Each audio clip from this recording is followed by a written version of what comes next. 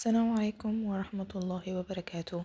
معاكم شيماء حسام، فأهلا بيكم لو أول مرة تشوفوني، وأهلا بيكم كمان مرة في بودكاست جديد. بودكاست النهاردة هنتكلم فيه عن ازاي نغير من نفسنا ونطور منها علشان نكون أفضل نسخة من ذاتنا.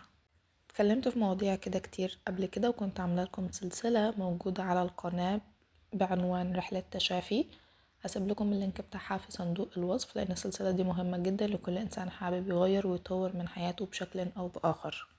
حابة إن البودكاست ده يكون عفوي شويتين، عشان أحس إن أنا عارفة أتكلم مع صحابي ومش بنقول كلام كبير ومش مفهوم والموضوع يبقى غلس.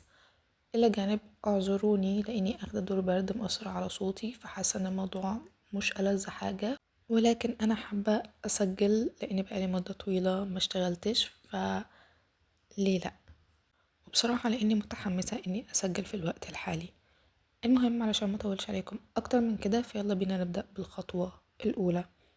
أول حاجة علشان أصلح من ذاتي وأطور منها، فلازم أتقبل الماضي، ما اقعدش أبكي على اللبن المسكوب. كتير مننا، أنا عندي مشاكل، عندي أرق، عندي ضغط، عندي توتر، كلنا بنفكر ايه السبب ده. كتير وقت بيبقى ليه علاقة بالعوامل النفسية، والعوامل النفسية بتاعتنا دي بتكون ليها علاقة بالماضي.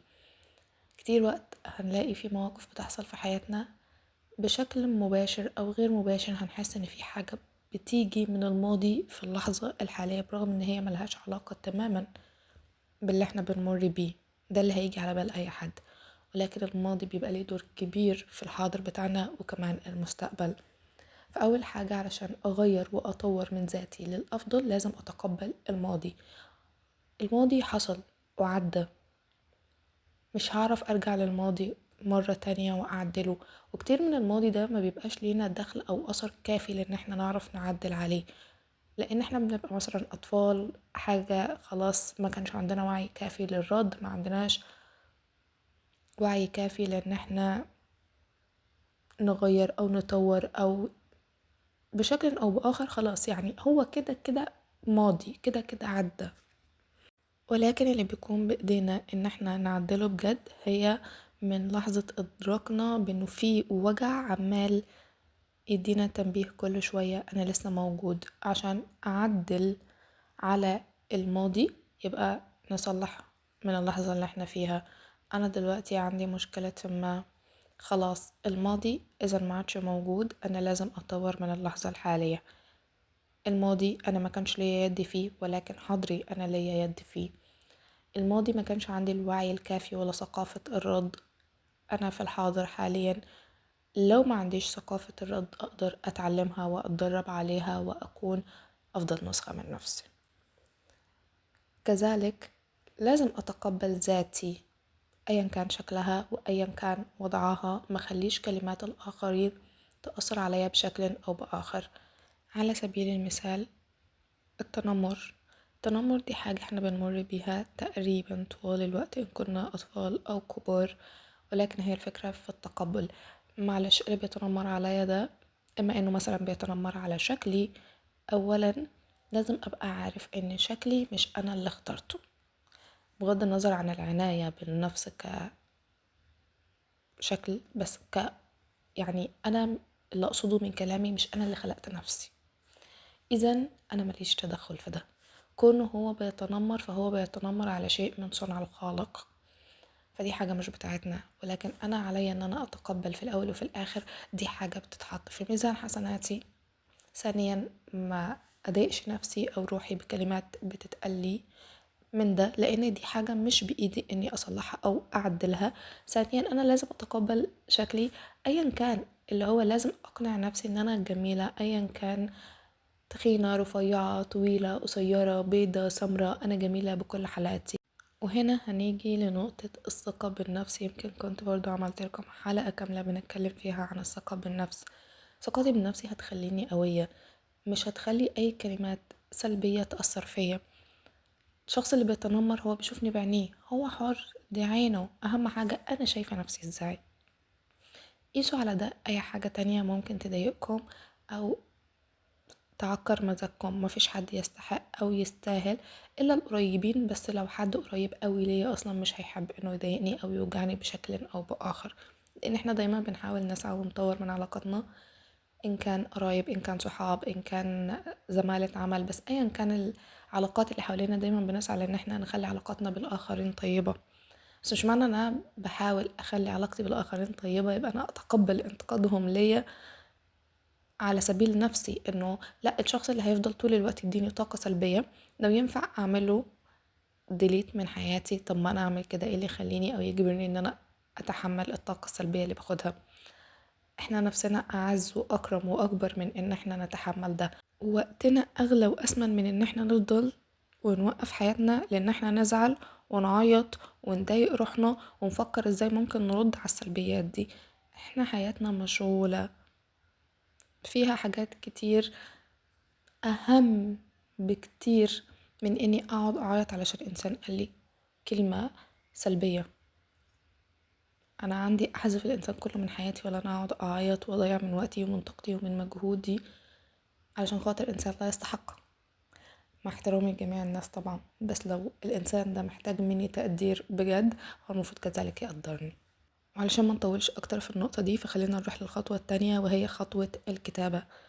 برضو اوقات بيبقى علينا ضغط نفسي كبير، بنبقى حابين نطلع الطاقة السلبية اللي جوانا بشكل او باخر، فممكن نستخدم ورقة وقلم ونفرغ الطاقة السلبية.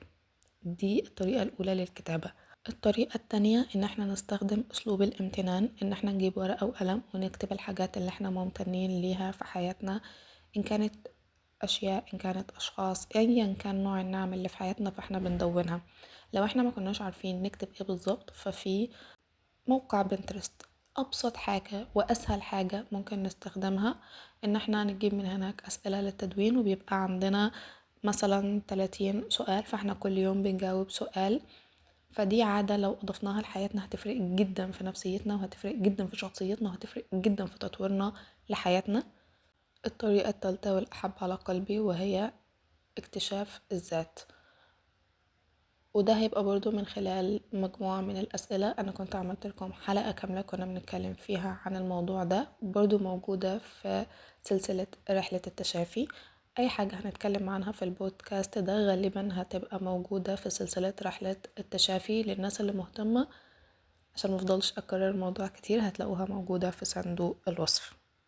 وده برضو عشان ما اتكلمش في النقطة دي كتير لأن الحلقة كده هتبقى أطول.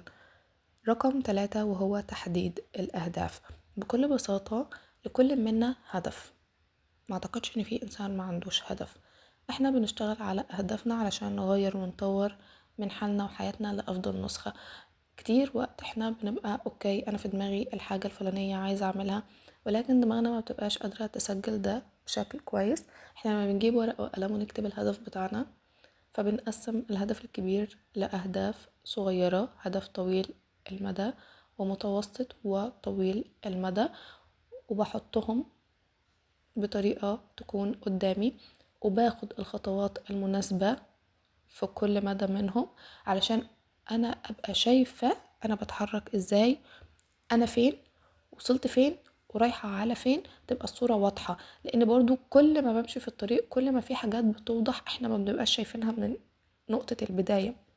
فاحنا لازم نسجل ونتابع وندون أول بأول علشان نبقى شايفين، ونحاول قدر ما استطعنا نوضح الرؤية لنفسنا أول بأول. في ناس بتيجي تقول أنا ما عنديش هدف في حياتي. لا، كل من عنده هدف. لو انت طالب في مدرسة فأكيد هدفك الأول والأساسي والرئيسي إن أنا أذاكر علشان أجيب مجموع كويس يدخلني الكلية الكويسة عشان أشتغل الوظيفة دي على سبيل المثال. في شخص تاني بيبقى هدفه ان انا ازاي اوصل لمرحلة من الرخاء المالي. اذا انا محتاج، خلينا نسميها انه انا حابب اكون بزنس مان صغير في البداية او بزنس مان كبير عادي، فده الهدف الاكبر. فبكل بساطة ان انا بعمل لنفسي مشروع بسعى لان اطوره، بسعى لان انا احسن منه لغاية لما اثبت المشروع ده وانجحه. بعد كده بفكر ان انا اعمل مشروع تاني عشان ازود دخلي، عشان اوصل لمرحلة الرخاء المالي. على سبيل المثال حد بيحب يلعب رياضة معينة، حابب يوصل للأولمبياد، فإذا هو هياخدها خطوات، هيبدأ من الصفر بتدريبات إلى حين يوصل للأولمبياد. فهي كل منا عنده هدف، مفيش حد ما عندوش هدف. ولكن هي الفكرة بكل بساطة انه اتمنى ان كل شخص مننا يكون بيفكر انه الهدف بتاعه يكون حاجة ذات انتاجية، حاجة تكون مثمرة، اصل في ناس تبقى عندها اهداف برضو، بس اهداف بصراحة ما بتبقاش ليها فايدة، ممكن فايدتها تكون دنيوية فقط. ولكن خلينا متفقين ان برضو الاهم من الهدف الدنيوي لازم يكون عندنا هدف للآخرة، او ما ننساش ان الآخرة هي اساس الحياة اصلا. فاذا في شخص هيحدد ان انا هدفي ادخل الجنة، فانا هسعى لحياتي كلها في دنيتي اني ازاي ادخل الجنة. فانسان بيصلي، انا هلتزم بالصلاة واخلي الصلاة بتاعتي في مواعيدها، هطور من الموضوع شوية شوية واحط السنن، وبعد كده هضيف النوافل، وبعد كده هصيم اتنين وخميس بدل ما انا بصيم شهر رمضان بس، وبعد كده هضيف 13 و14 و15 من كل شهر عربي. بعد كده هعمل لي ورد كل يوم اقرأ جزء مثلا، او ربع من القرآن، او حتى ولو صفحة. ومع الوقت هزود انه بدأت بصفحة، بعد كده ربع، بعد كده حزب، بعد كده جزء، وهكذا. بعد كده هفكر في بند الصدقات، اني انا لازم اتصدق، وانه ما نقص صدقة من مال، وهكذا. يعني عندنا حاجات كتير قوي هنفضل نطور منها علشان ادخل الجنة. قيسوا ده على اي حاجة تانية في حياتكم، ولكن اثناء تحقيق اهدافكم الدنيوية ما تنسوش ان في اهداف للاخرة، ودي اهم بكتير من الدنيا. يعني على سبيل المثال انا لازم اشتغل علشان انا لازم اكل اشرب اعيش حياتي البسيطة على سبيل المثال، ده هدف دنيوي. ومع ذلك لو جددت النية انه انا بشتغل صحيح عشان اكل واشرب وامارس حياتي الطبيعية، ولكن العمل برضو عبادة، فاذا انا بضيف ده لعدات حسناتي، اذا انا بكسب اخرتي. ولكن يفضل على سبيل المثال انا رايح الشغل، فانا في الطريق في ايدي سبحتي، انا راجع من الشغل في ايدي سبحتي، اثناء ما انا شغال بذكر ربنا، فانا مش ناسي، فانا بشتغل بعمل هدف دنيوي وبرضو بعمل هدف للآخرة. الخطوة الرابعة العناية بالنفس. العناية بالنفس نقدر نقسمها ل3 أقسام: العقل، الروح، الجسد. اني اهتم بعقلي على سبيل المثال بان انا اقرأ عشان يكون عندي وعي كفاية، اوسع من مداركي، اني اسمع بودكاست، احضر كورسات والى اخره.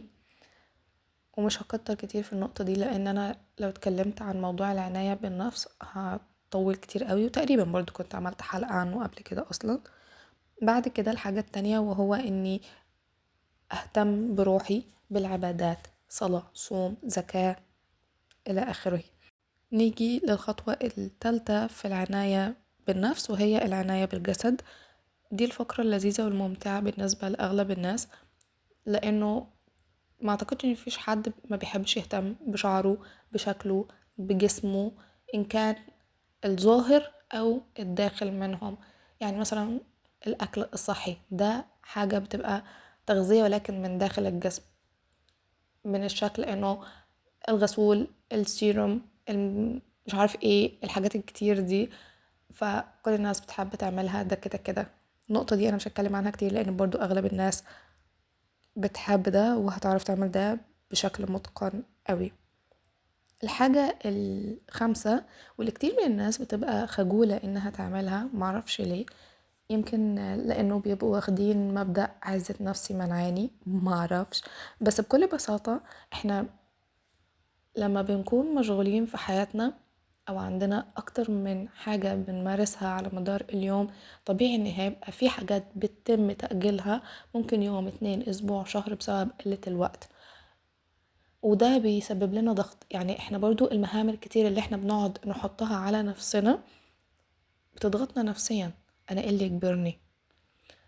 فلو في مهام ينفع أوكل غيري فيها فليه لأ. بكل بساطة كون ان انا بشتغل في حاجات انا بضطر انزل اجيب الخامات بنفسي. اوكي، انا عندي يوم مثلا بجيب فيه الخامات بتاعه الشهر كله اللي انا هشتغلها على مدار الشهر. بيجي وقت في حاجات بسيطة سهل ان غيري يجيبها، ممكن ابعت اخويا، ابعت صاحبتي، او حتى اطلبها بدليفري. انا ما بقولش ان احنا نكون شخصيات اتكالية وان احنا نوكل كل المهام بتاعتنا لاشخاص اخرين يقوموا بيها عنا، ولكن في حاجات في وقت ضغطنا احنا ليه لا ما احنا نعمل كده.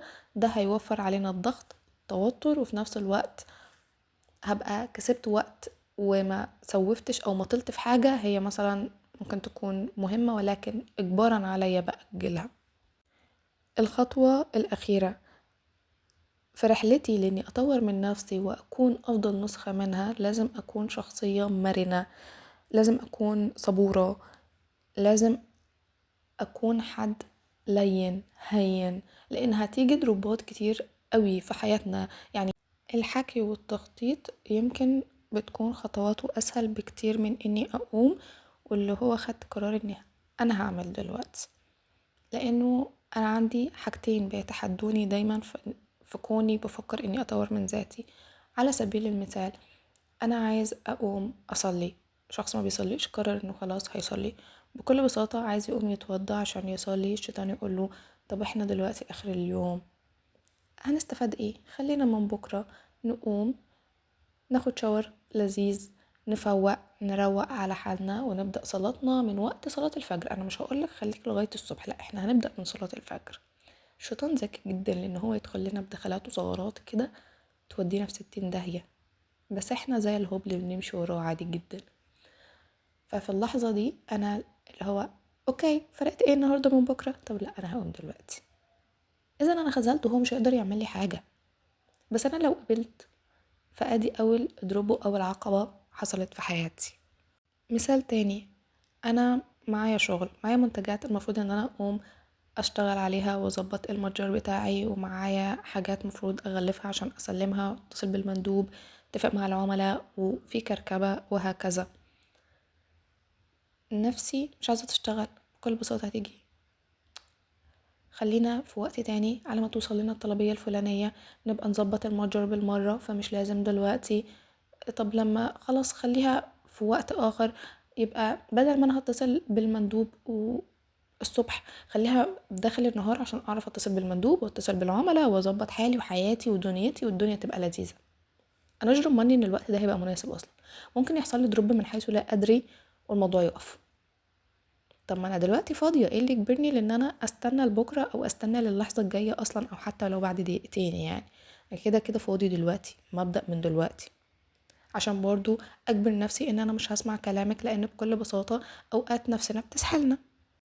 الانسان في مرحلة التغيير بيبقى اشبه بانه داخل ساحة حرب. هو بيبقى الشخص الطالب والمدرس، هو الطفل وولي الأمر، هو الإنسان اللي بيكون مسؤول عن ذاته، لأن هنا مفيش ولي أمر يوجهني أو مدرس يرشدني أو مدير عمل يقولي انت هتعمل ايه في حالة اني اكون بشتغل في عمل خاص بيا. انا ما عنديش مدير، انا مدير نفسي، فاذا انا المسؤولة عن كل دروب هيحصل في شغلي.